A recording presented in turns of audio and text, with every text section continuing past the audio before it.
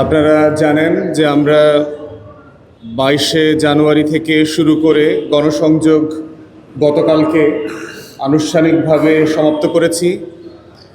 এর ফাঁকে ফাঁকেও আপনারা আমাদের গণসংযোগ যেভাবে প্রচার করেছেন, আপনাদের মাধ্যমে আমরা দেশবাসীকে, এলাকাবাসীকে আমাদের অঞ্চলের এবং আসনের যে বিভিন্ন বিষয়, উদ্বেগ, শঙ্কা, সম্ভাবনা সব কিছু নিয়ে আমরা কথা যেমন বলেছি, শঙ্কার কথা বলেছি এবং আপনাদেরকে জানিয়েছি।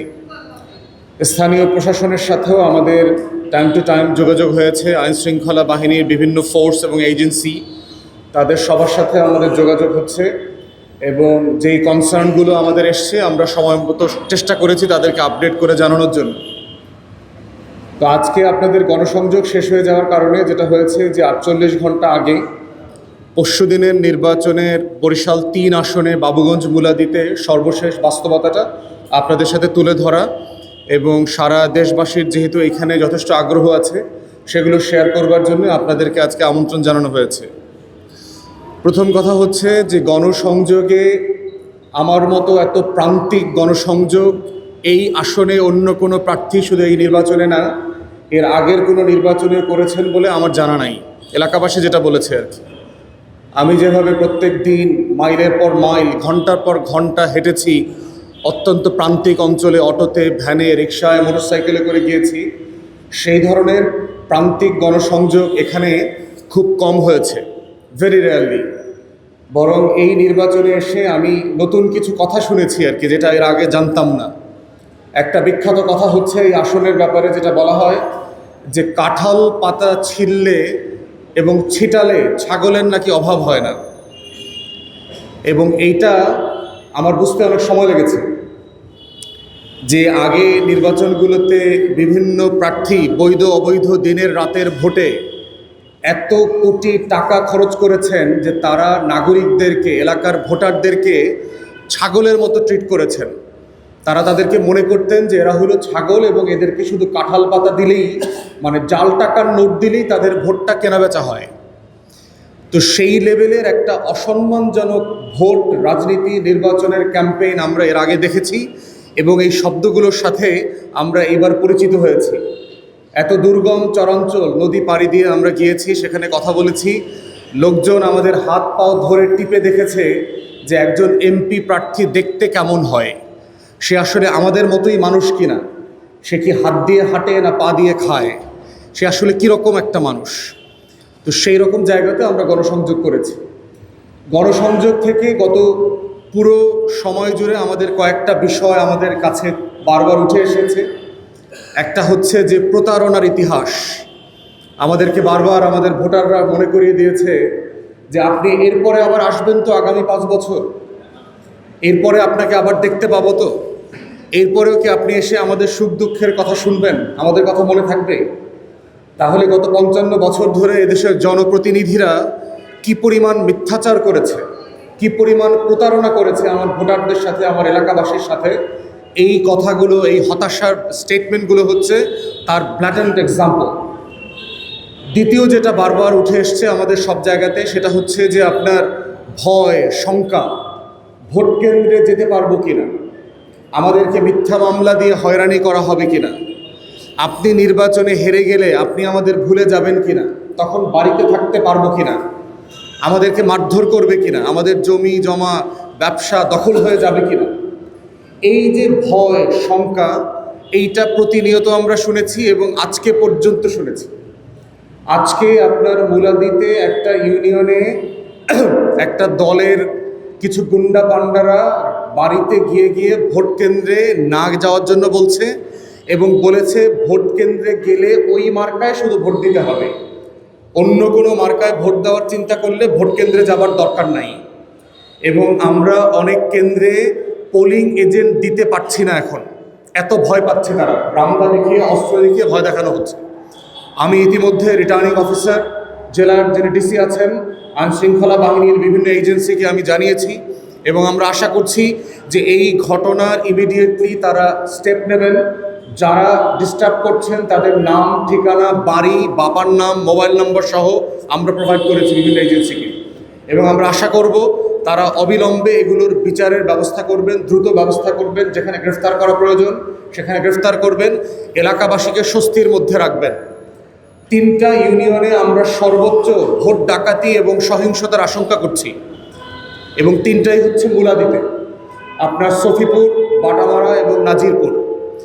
আপনারা যারা মুলাদীর জিওগ্রাফি জানেন, আপনারা মুলাদীর যারা নদীর মাতৃকতার বাস্তবতাটা জানেন, আপনারা জানবেন যে সেখানে কি পরিমাণ একটা নেটওয়ার্কবিহীন জায়গা আছে, কমিউনিকেশনে তারা কত দূরে আছে।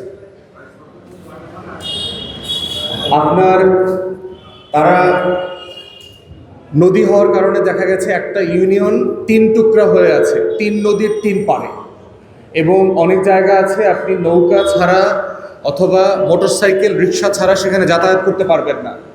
আইন শৃঙ্খলা বাহিনীর পেট্রোল যেতেও কয়েক ঘন্টা সময় লেগে যায়। এইসব এলাকাতে ব্যাপক মাত্রায় অতি ঝুঁকিপূর্ণ আমরা 14টা সেন্টারের তালিকা ইতিমধ্যে প্রশাসনকে দিয়েছি। ইতিমধ্যে আমরা জানতে পেরেছি মাদারীপুর, শরীয়তপুর থেকে প্রফেশনাল ডাকাত যারা বোমা বানায়, যারা অস্ত্রধারী, তাদেরকে ইতিমধ্যে এলাকায় আনা হয়েছে।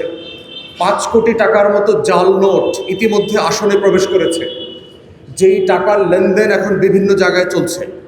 বিভিন্ন চর এবং আইসোলেটেড এলাকাতে অস্ত্র দিয়ে প্রশিক্ষণ চলছে এবং রাতের বেলা গুলি শব্দ শোনা যায়। ইতিমধ্যে আমাদের অনুরোধের কারণে এবং তথ্য প্রমাণের উপরে ভিত্তি করে যৌথ বাহিনী এবং আইনশৃঙ্খলা বাহিনী বিভিন্ন জায়গাতে সফিপুর, বাটামারা, নাজিরপুরে অভিযান চালিয়েছে এবং চালিয়ে যাচ্ছে।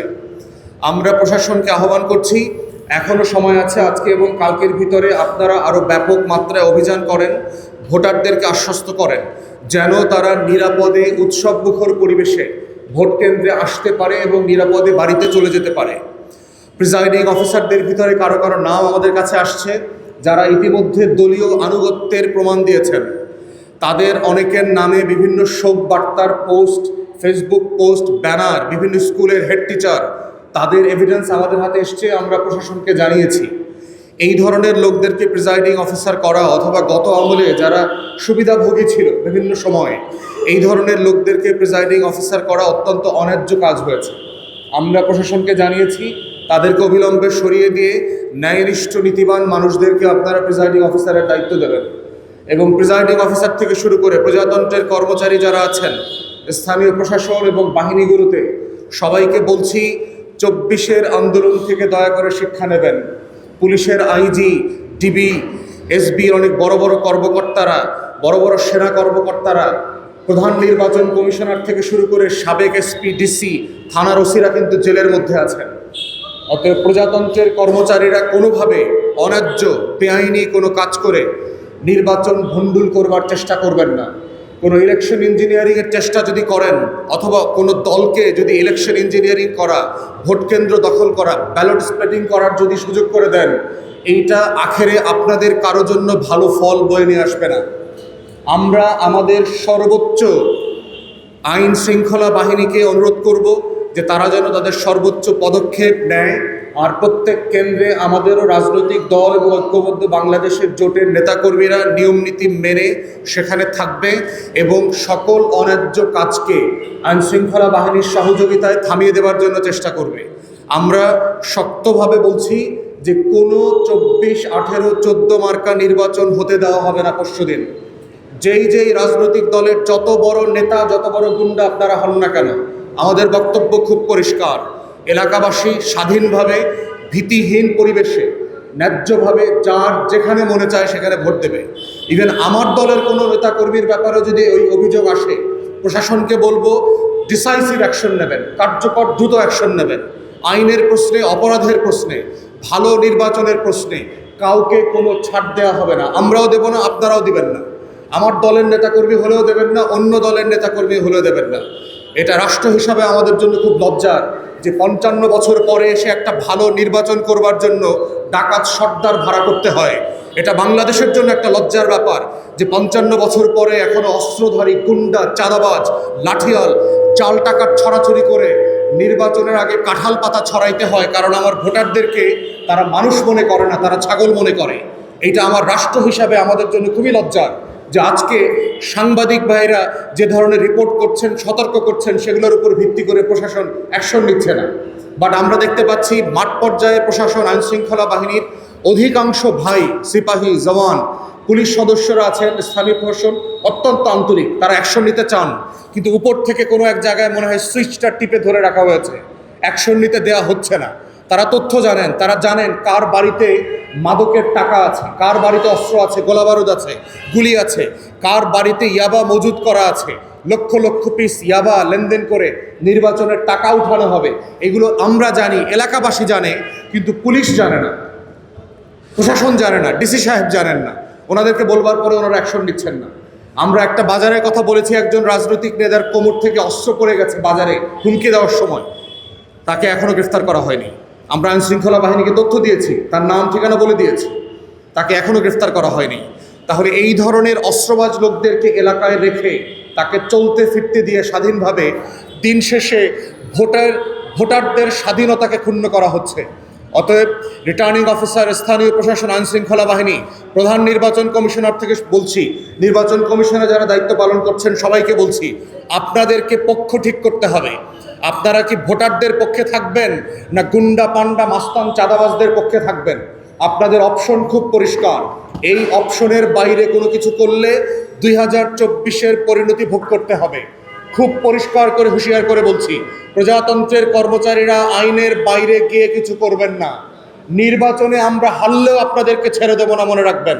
আমাদের বক্তব্য খুব পরিষ্কার, যদি কোনোভাবে ইঞ্জিনিয়ারিং করে, ব্যালটিং করে, ফেক নির্বাচন করে ভোট কেন্দ্র দখল করতে দিয়ে আমাদেরকে হারানোর চেষ্টা করেন, পরিণতি আপনাদের ভালো হবে না আমরা নির্বাচনে হারলেও।